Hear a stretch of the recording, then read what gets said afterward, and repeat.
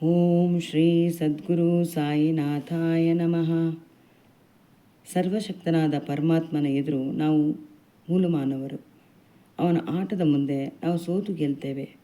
ಶ್ರದ್ಧಾಭಕ್ತಿಯಿಂದ ಅವನ ಮುಂದೆ ನಮ್ಮ ಕಷ್ಟಗಳನ್ನು ಹೇಳಿಕೊಂಡ್ರೆ ಮನಸ್ಸು ಕರಗಿ ನಮ್ಮ ಇಷ್ಟಕ್ಕೆ ತಲೆಬಾಗುತ್ತಾನೆ ಆ ದೈವ. ಜೀವನದ ಆಗುಹೋಗುಗಳಿಗೆ ಅವನೇ ಕಾರಣ. ಅವರ ಆಜ್ಞೆಯಂತೆ ಸಮಸ್ತ ಚರಾಚರಗಳು ನಡೆಯುತ್ತವೆ.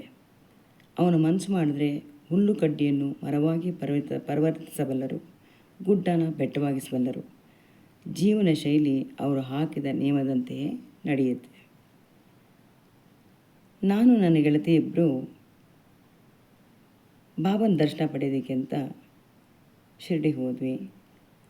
ಬಾಯ್ಬಿಟ್ಟು ಹೇಳದೆ ಹೋದರೂ ನಮ್ಮ ಆಸೆನ ಬಾಬಾ ಅವರು ಈಡೇರಿಸ್ಕೊಟ್ರು. ನಾನು ಕೇಳ್ಕೊಂಡಿದ್ದೆ ನನ್ನ ಪುಸ್ತಕದ ಮಾರಾಟ ವ್ಯವಸ್ಥೆಗೆ ದಾರಿ ತೋರಿಸುವಂತ. ಅದರಂತೆ ಪ್ರಕಾಶಕರೊಬ್ಬರು ಮುಂದೆ ಬಂದು ನನ್ನ ಎಲ್ಲ ಪುಸ್ತಕನ ಖರೀದಿಸಿದ್ರು. ಇದರಿಂದ ನನ್ನ ಮನಸ್ಸಿಗೆ ಬಹಳ ನಿರಾಳವಾಯಿತು. ಇನ್ನು ನನ್ನ ಜೊತೆಗೆ ಬಂದಿದ್ದ ನನ್ನ ಗೆಳತಿ ಊರಿಗೆ ಹಿಂತಿರುಗಿದ ಮೇಲೆ ಅವಳ ಮಗಳ ಮದುವೆ ನಿಶ್ಚಯವಾಗಿತ್ತು. ಮಗಳ ಮದುವೆ ಮಾಡಿ ಜವಾಬ್ದಾರಿಯಿಂದ ಮುಕ್ತರಾಗಬೇಕು ಅಂತ ಬಯಸಿದ್ರು ಆಕೆ. ಅವರ ಮಗಳು ಒಂದು ಹುಡುಗನ ಪ್ರೀತಿಸ್ತಿದ್ಲು. ಆ ಪ್ರೀತಿಯ ವಿಷಯವಾಗಿ ತಾಯಿ ಹತ್ರ ಹೇಳ್ಕೊಂಡ್ರು. ಮಗಳು ಆರಿಸಿದ ಆಯ್ಕೆ ಮನಸ್ಸಿಗೆ ಸರಿ ಬರದಿದ್ದರೆ ಅಂತ ಅವರಿಗೆ ಚಿಂತೆ. ಇದರಿಂದ ಮುಂದೆ ಏನೇನು ಸಮಸ್ಯೆ ತಲೆದೂರುತ್ತೋ ಅಂತ ಕೊರಗು ಬೇರೆ. ಆದರೆ ಬಾಬಾ ಅವರ ಕೊರಗನ್ನು ಬಹಳ ಬೇಗ ದೂರ ಮಾಡಿದರು. ಮಗಳು ಆರಿಸಿದವರ ಅವರ ನಿರೀಕ್ಷೆಗಿಂತ ಉತ್ತಮವಾಗಿತ್ತು. ಬಾಬಾರವರ ದಯೆಯಿಂದ ಎಲ್ಲ ಸರಿ ಹೋಯಿತು ಅಂತ ಕೃತಜ್ಞೆ ಅಂತ ಇವತ್ತಿಗೂ ಕೂಡ ಜ್ಞಾಪಿಸ್ಕೊಳ್ತಾರೆ. ಪರಮಾತ್ಮ ನೇರವಾಗಿ ಬಂದು ನಮಗೆ ಸಹಾಯ ಮಾಡೋಲ್ಲ, ಆದರೆ ಬೇರೊಬ್ಬರ ಮೂಲಕ ನಡೆಸುತ್ತಾನೆ. ಜೀವನವೆಂಬ ಸಂಸಾರಕ್ಕೆ ನಾಯಕತ್ವ ವಹಿಸಿ ಮಾರ್ಗದರ್ಶನ ಮಾಡಿಸುತ್ತಾನೆ. ಕುಟುಂಬದ ನಿರ್ವಹಣೆ ಇದರಿಂದ ಯಶಸ್ಸಿನ ಗುರು ಮುಟ್ಟಲು ಸಾಧ್ಯ ಆಗುತ್ತೆ. ಶಿರಡಿಗೆ ಹೋಗಿದ್ದಾಗ ಅಲ್ಲಿದ್ದ ಭಕ್ತರೊಬ್ಬರು ಅವರ ಅನುಭವವನ್ನು ಹೀಗೆ ತಿಳಿಸಿದರು. ಆಸ್ತಿಕರು ದೇವರನ್ನು ನಂಬ್ತಾರೆ, ನಾಸ್ತಿಕರು ದೇವರೇ ಇಲ್ಲ ಅಂತ ಹೇಳ್ತಾರೆ. ಕಣ್ಣಿಗೆ ಕಾಣದ ದೇವರನ್ನು ನಮ್ಮ ಅನುಭವದಿಂದ ಕಂಡುಕೊಳ್ಳಬೇಕು ಅಷ್ಟೇ. ನಾವು ಉಸಿರಾಡುವ ಗಾಳಿಯಂತೆ. ಗಾಳಿ ಯಾರ ಕಣ್ಣಿಗೂ ಕಾಣಿಸ್ತಿದ್ರೂ ಅನುಭವದಿಂದ ಕಂಡುಕೊಳ್ಳೋದು ಹೇಗೆ ಸಾಧ್ಯ ಆಯಿತು ಹಾಗೆಯೇ ತನು ಮನಗಳಿಂದ ಭಗವಂತನ ಪೂಜಿಸಿದ್ರೆ ಅಂತರಂಗದಲ್ಲಿ ಜ್ಞಾನಜ್ಯೋತಿ ಬೆಳಗುತ್ತೆ. ನಾನು ಯಾರು ಅಂತ ಅರ್ಥವಾಗುತ್ತೆ. ಗರ್ವ ನಾಶವಾಗುತ್ತೆ. ಸೃಷ್ಟಿಕರ್ತನ ಲೀಲೆ ಅನಂತ.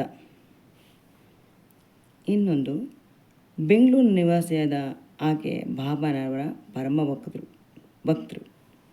ತಪ್ಪದೆ ಬಾಬಾ ಮಂದಿರಕ್ಕೆ ಹೋಗಿ ಬರ್ತಾಯಿದ್ರು. ಅಲ್ಲಿ ನಡೆಯೋ ಎಲ್ಲ ಕಾರ್ಯಕ್ರಮಗಳಿಗೂ ತಪ್ಪದೆ ಭಾಗವಹಿಸ್ತಿದ್ರು. ಪ್ರತಿ ತಿಂಗಳು ಅಲ್ಲಿ ಸತ್ಯನಾರಾಯಣ ಪೂಜೆ ನಡೀತಾ ಇತ್ತು. ಆ ಸತ್ಯನಾರಾಯಣ ಪೂಜೆ ಮಾಡಿಸೋದ್ರಲ್ಲಿ ಇವರು ಕೂಡ ಒಬ್ಬರಾಗಿದ್ದರು. ಆದರೆ ಒಂದು ಸಲ ಇವರು ಎಂದಿನಂತೆ ಬಾಬಾ ಮಂದಿರಕ್ಕೆ ಹೋದರು. ಅವರು ಅಂದುಕೊಂಡಿದ್ರು ಮರುದಿನ ಸತ್ಯನಾರಾಯಣ ಪೂಜೆ ಇದೆ ಅಂತ ತಪ್ಪಾಗಿ ಭಾವಿಸಿದ್ರು. ಆದರೆ ಅವ್ರು ಹೋಗಿದ್ದ ದಿನವೇ ಪೂಜೆ ಇದೆ ಅಂತ ತಿಳಿದು ಮಂದಿರಕ್ಕೆ ಹೋದಾಗಲೇ ಪೂಜೆ ಮಾಡಿಸಿಟ್ಟು ಮುಂಚಿತವಾಗಿ ಹಣ ಕೊಟ್ಟು ಕೂಪನ್ ಪಡಿಬೇಕಾಗಿತ್ತು ಪೂಜೆ ಮಾಡಿಸೋದಕ್ಕೆ. ಇವರು ಕೂಪನ್ ಪಡೆಯೋದಕ್ಕೆ ಸಾಧ್ಯ ಆಗಲಿಲ್ವಲ್ಲ ಅಂತ ಬಹಳ ಪೇಚಾಡ್ಕೊಂಡ್ರು. ಇವರು ಕುಳಿತುಕೊಂಡಿದ್ದ ಪಕ್ಕದಲ್ಲಿ ಒಬ್ಬರು ಬಂದು ಮಧ್ಯ ವಯಸ್ಸಿನವ್ರು ಬಂದು ಕುಳಿತುಕೊಂಡ್ರು. ಅವರು ಇವ್ರನ್ನ ಉದ್ದೇಶಿಸಿ ಕೇಳಿದ್ರು, ಸತ್ಯನಾರಾಯಣ ಪೂಜೆ ಮಾಡಿಸ್ಬೇಕಾ? ಕೂಪನ್ ನನ್ನ ಬಳಿ ಇದೆ, ತೆಗೆದುಕೋ ಅಂತ ಕೊಟ್ರಂತೆ. ಅವರಿಗೆ ಕೂಪನ್ ಸಿಕ್ಕಿದ್ದು ಬಹಳ ಸಂತೋಷ ಕೊಟ್ಬಿಡ್ತು. ಸರಿ, ಕೂಪನ್ ದುಡ್ಡು ಹಣ ಕೊಡೋಣ ಅಂಥೇಳಿ ತಿರುಗ್ತಾರೆ. ಕ್ಷಣಾರ್ಧದಲ್ಲಿ ಆ ಕೂಪನ್ ಕೊಟ್ಟ ವ್ಯಕ್ತಿ ಮಾಯವಾಗಿದ್ದರು. ಆ ವ್ಯಕ್ತಿ ಯಾರು, ಎಲ್ಲಿಗೆ ಹೋದರು ಅಂತ ತಿಳಿಯಲಿಲ್ಲ. ಮನಸ್ಸಿನಲ್ಲಿ ಅಂದುಕೊಂಡೆಂದು ಅರ್ಥ ಮಾಡಿಕೊಂಡು ಕ್ಷಣಾರ್ಧದಲ್ಲಿ ಭಕ್ತರ ಬಯಕೆಯನ್ನು ಈಡೇರಿಸುವ ಶಕ್ತಿ ಪರಮಾತ್ಮನಿಂದ ಮಾತ್ರ ಸಾಧ್ಯ. ಬಾಬಾ ಅಲ್ಲದೆ ಬೇರೆ ಯಾರು ಅಲ್ಲ ಅಂತ ಹೇಳ್ತಾರೆ.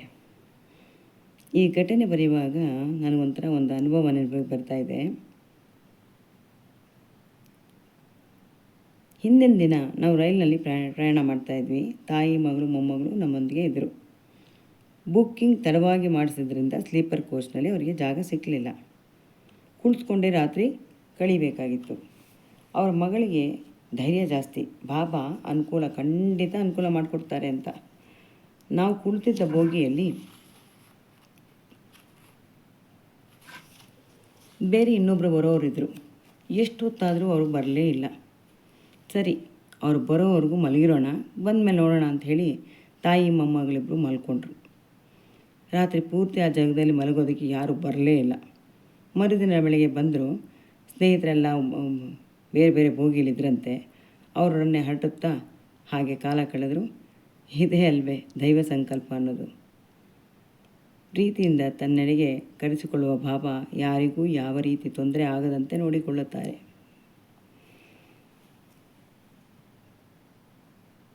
ಒಂದು ಸಮಯದಲ್ಲಿ ನಾನು ನನ್ನ ಸ್ನೇಹಿತೆ ಶಿರಡಿಗೆ ಹೋಗುವಂಥ ಒಂದು ಪ್ರಸಂಗ ಬರುತ್ತೆ.